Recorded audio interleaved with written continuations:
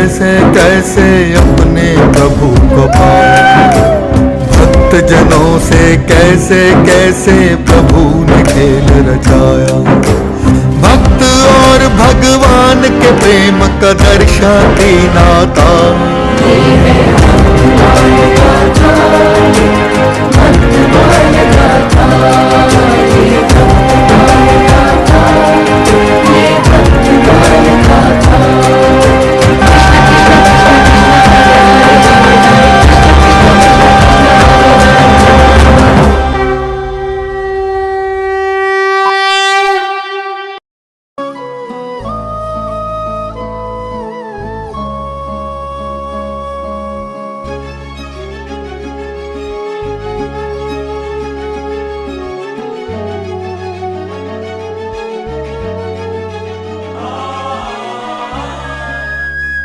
ये जो तुम कर रहे हो उचित नहीं कर रहे हो। दूसरों को कष्ट देकर आज तक किसी का भला नहीं हुआ और तुम्हारा भी नहीं होगा। हे प्रभु, ये माता तो बहुत दरिद्र है, इनके घर में तो आसन भी नहीं है।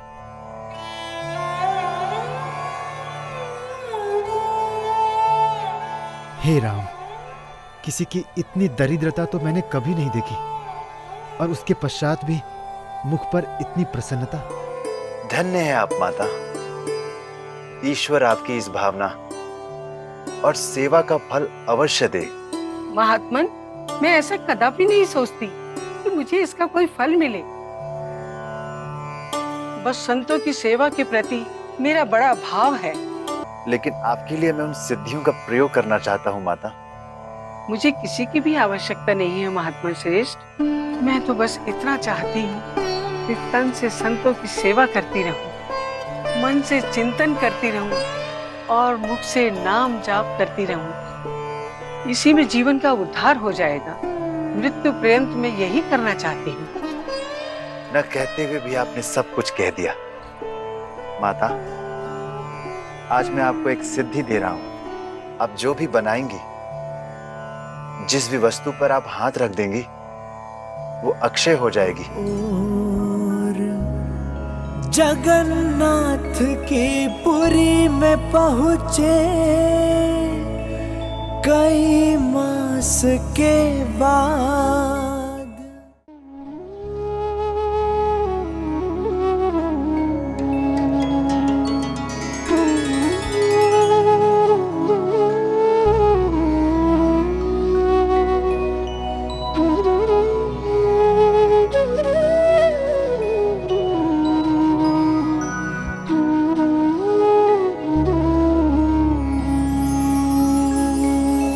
वाल्मीकि जी गए हैं लिख कर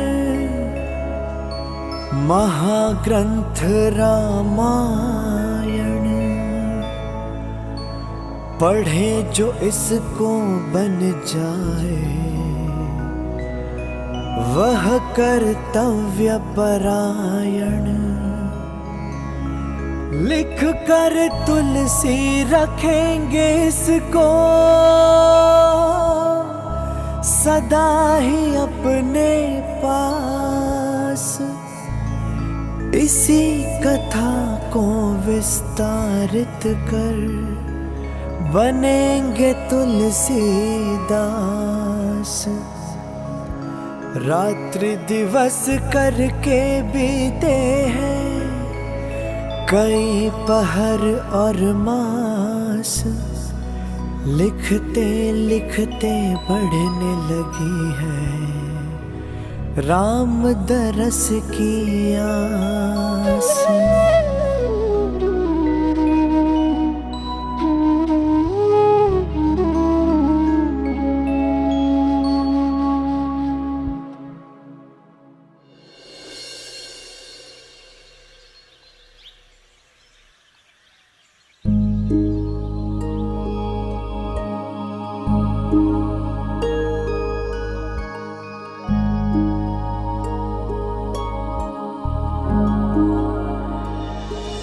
प्रणाम महात्मा। प्रणाम। मैं आपकी एक कृति आपको वापस करने आया हूँ।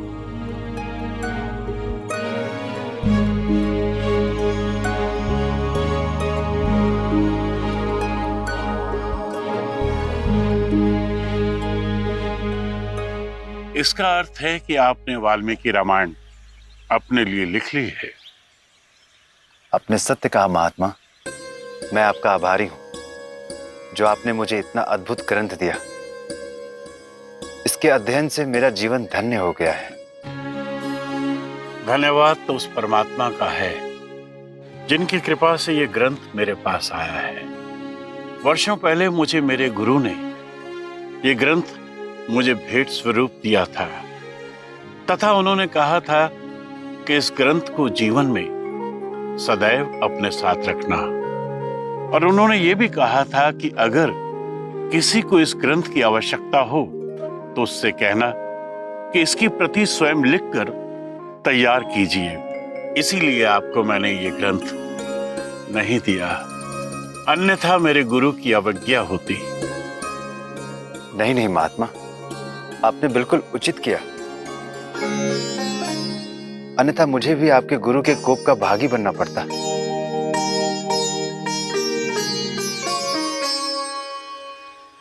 अन्यथा गुरु अवज्ञा के क्या परिणाम होते हैं ये मैं भली भांति जानता हूं।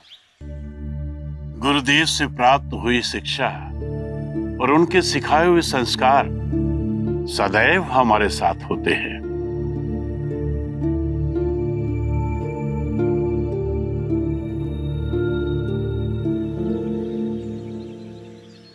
क्या हुआ महात्मा, आप विचारशील हो गए? कुछ नहीं महात्मा, मेरे गुरुदेव के विचार मन में आ गए। गुरुदेव से प्राप्त हुई शिक्षा और उनके सिखाए हुए संस्कार सदैव जीवन में हमारे साथ होते हैं। सत्य कहा आपने महात्मा। जगन्नाथपुरी में इतने दिनों तक मुझे आपके साथ रहने का सौभाग्य प्राप्त हुआ। अब मुझे आज्ञा दीजिए, मुझे आगे की तीर्थ यात्रा भी पूरी करनी है। 3 तीर्थ शेष हैं। प्रणाम।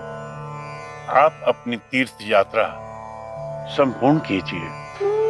अज्ञानतावश हुए पापों के क्षय के लिए ये अत्यंत आवश्यक है, जिससे मेरे मन और हृदय दोनों को शांति मिलेगी।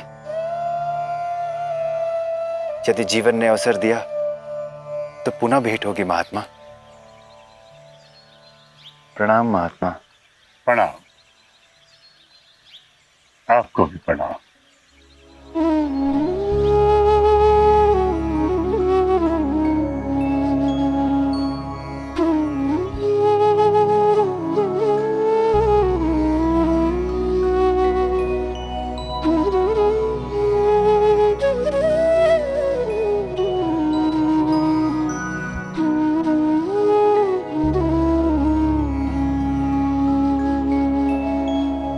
तीर्थ मर्म है जीवन का, जटिल कर्म की काट। कर्म की मार से मिट जाते हैं राजाओं के ठाठ।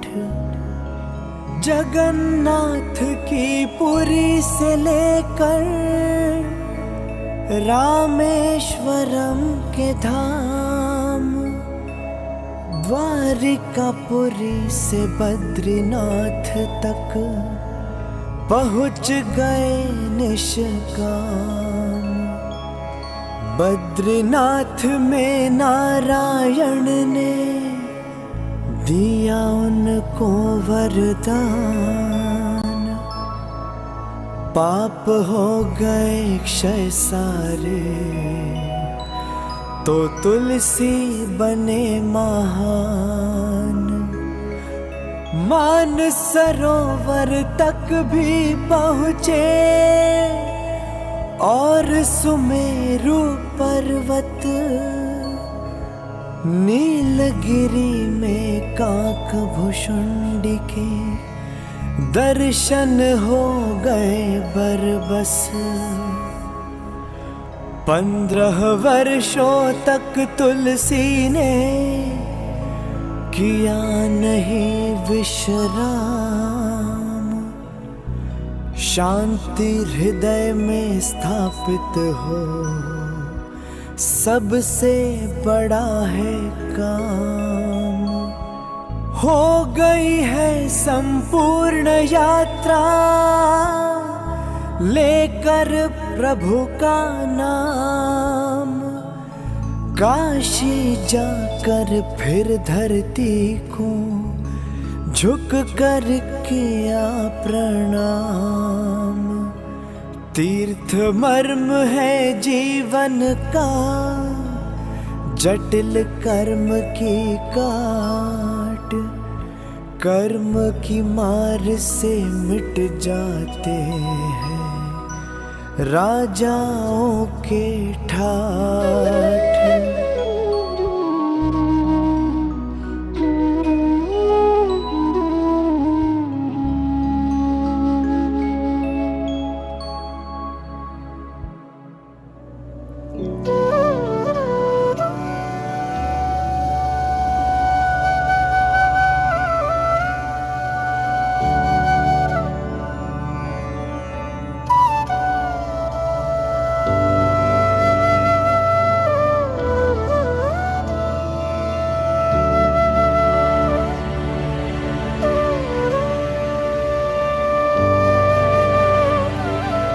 प्रणाम महात्मा।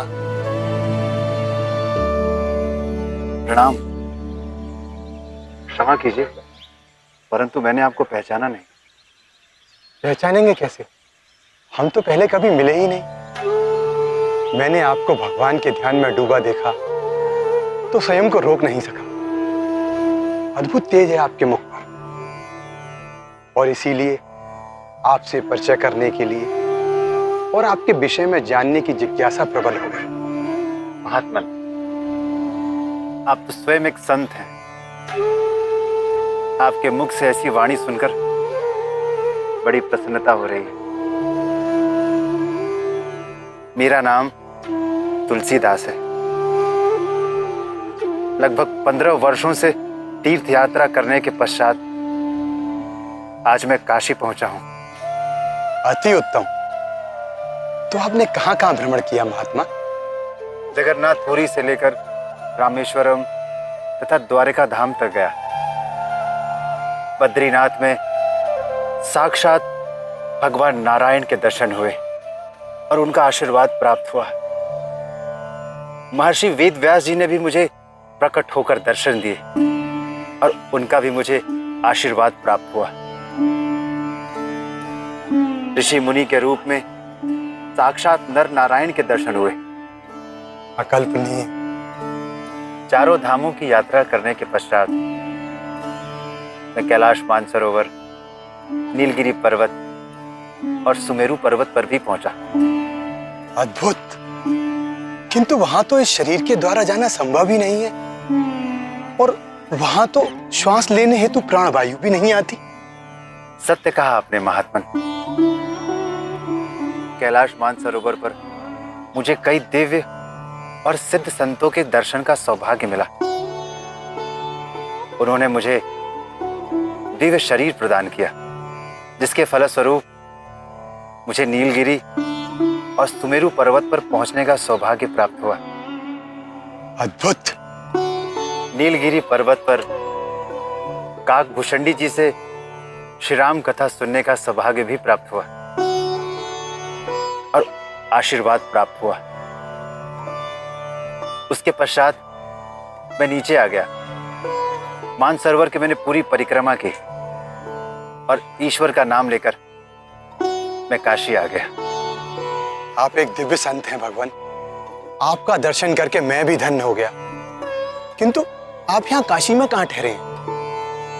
संत किसी एक स्थान पर कहाँ ठहरते हैं महात्मन। वर्षों पूर्व इसी काशी नगरी में अपने गुरुदेव श्री शेष सनातन जी महाराज से मैंने शिक्षा प्राप्त की थी।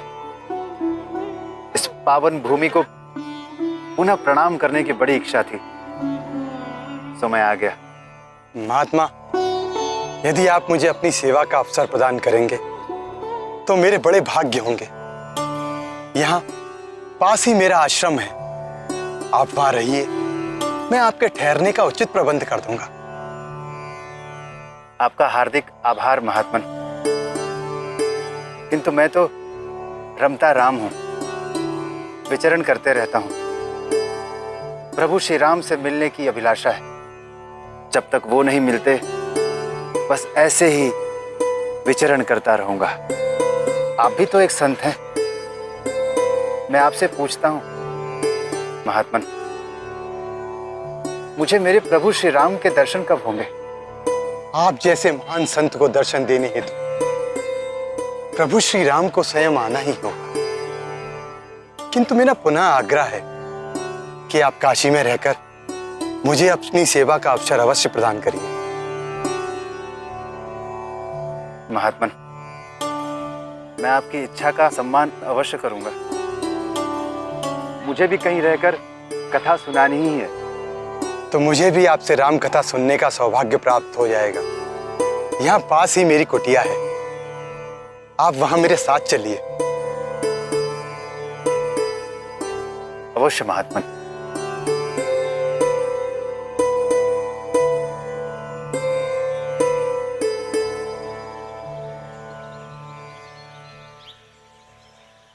महात्मा, इस व्यवस्था के लिए मैं आपका आभारी हूं। आभार कैसा महात्मा, संत तो एक दूसरे के पूरक होते हैं। आप जैसे राम भक्त महात्मा के लिए ऐसी व्यवस्था करना मैं अपना सौभाग्य समझता हूँ। और नित्य कर्म आदि के लिए आप यहाँ पास ही जा सकते। नहीं नहीं महात्मा, गंगा मैया की पवित्र धरती पर मैं शौच कर्म हेतु नहीं जाऊंगा। इसके लिए तो मैं गंगा पार ही जाया करूंगा। किंतु वो तो बहुत दूर है महात्मा। सूर्या नगर में भजन करता हुआ जाऊंगा और भजन करता हुआ आऊंगा। किंतु बिना स्नान के भजन कैसे संभव है? महात्मा, परमात्मा का नाम लेने हेतु हर अवस्था पवित्र होती है। बहुत ही उत्तम विचार हैं आपके। अब आप विश्राम कीजिए और मुझे आज्ञा दीजिए।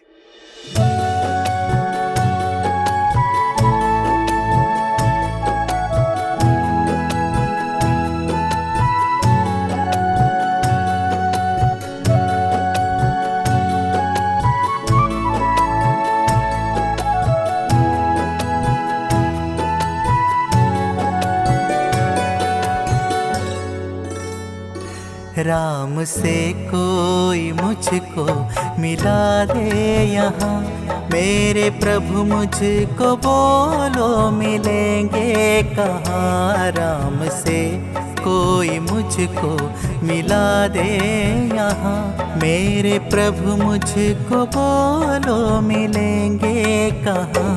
अब तो जीवन में दर्शन की ही आस है, अब तो जीवन में दर्शन की ही आस है। लगता है जैसे प्रभु जी मेरे पास है। राम से कोई मुझको मिला दे यहाँ, मेरे प्रभु मुझको बोलो मिलेंगे कहाँ।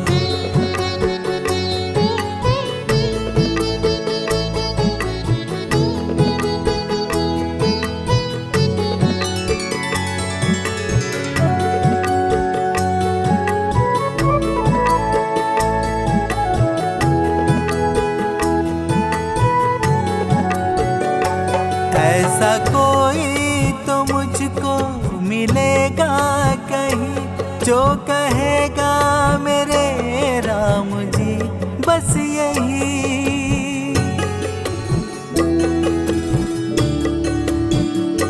ना मुझे कोई चिंता कोई भय नहीं, जग में बिन राम के तो कोई लय नहीं। राम से कोई मुझको मिला दे यहाँ, मेरे प्रभु मुझको बोलो मिलेंगे कहाँ। राम से कोई मुझको मिला दे यहाँ, मेरे प्रभु मुझको बोलो मिलेंगे कहाँ।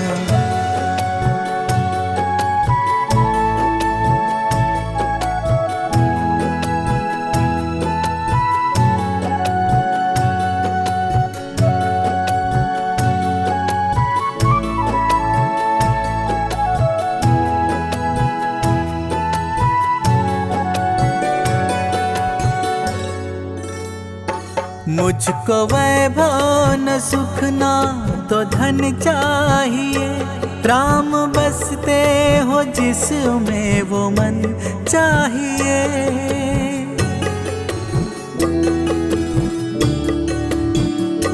मुझको वैभव न सुख ना तो धन चाहिए, राम बसते हो जिसमें वो मन चाहिए।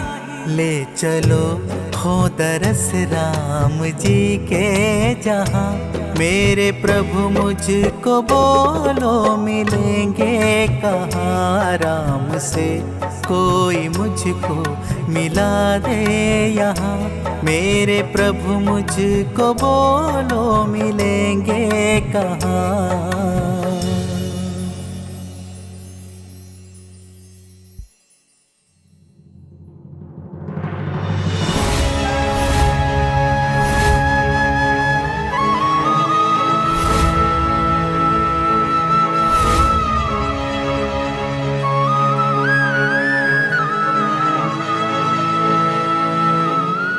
आप कौन हैं और यहाँ कैसे?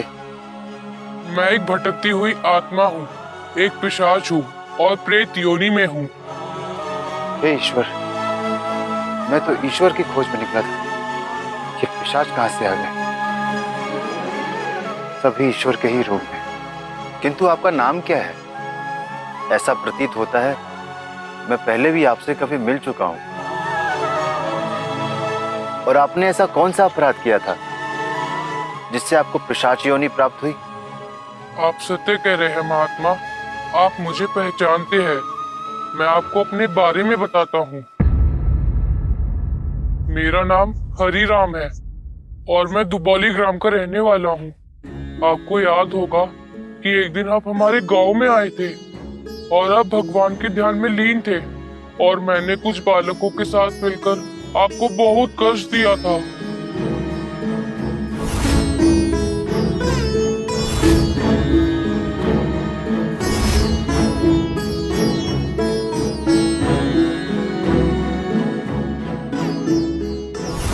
हाँ, एक कई वर्ष पुरानी घटना है, ये आज भी मेरी स्मृति में है। महात्मा, आपके क्रोध से सभी बालक वहां से भाग गए थे, किंतु मैं आप पर हंसता ही रहा और आप वहां से चले गए। उसके कुछ ही दिनों पश्चात मेरी अकाल मृत्यु हो गई। मैं प्रेत योनि में चला गया। मुझे क्षमा कर दीजिए। किंतु मैंने आपको कोई श्राप नहीं दिया। यह मेरा कर्म फल है महात्मा। मैं ब्राह्मण का बालक था, किंतु स्वभाव से दुष्ट था। मेरे पिता भी संतों को नहीं मानते थे। उनके अनुसार हम त्रिकाल संध्या करने वाले कर्मकांडी ब्राह्मण थे। हमें संतों की क्या आवश्यकता? मैं तो बहुत बड़ा विद्वान हूँ। बस मुझे भी वही संस्कार मिले और मैं साधुओं से दुर्व्यवहार करने लगा। इसी कारण आपको भी अपमानित करने की भूल कर दी मैंने। आपको इस दशा में देखकर मुझे बहुत कष्ट हो रहा है। आप ही मुझे इस प्रेत योनि से मुक्ति दिला सकते हैं। मैं बाल्यकाल से ही गायत्री मंत्र का जाप करता था। मेरे पास इस समय कई रिद्धियां सिद्धियां हैं। आप जो चाहे मैं आपको वही वरदान दे सकता हूँ।